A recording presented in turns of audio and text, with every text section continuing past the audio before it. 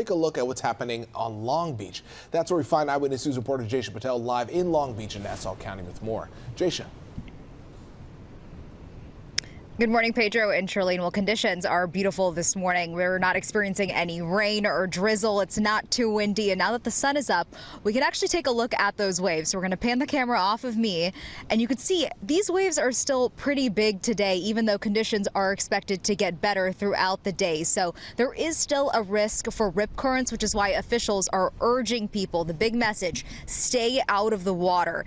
Although that is the big message, I will say within the past couple of minutes, we have seen a couple surfers trickle in with their boards ready to catch those waves, but you will notice that red flags will be up on many beaches urging you to not go into the water.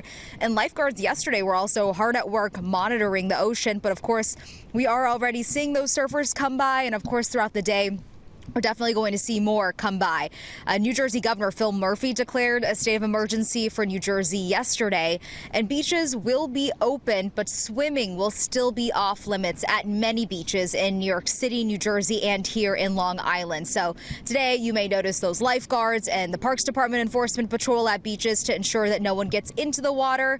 But of course, those surfers, they're going to ignore those warnings sometimes and head into the water, even though officials have been urging people to not swim in the ocean this week. And yesterday, those surfers, it was the same story. They caught some waves while others kept a safe distance and watched from afar.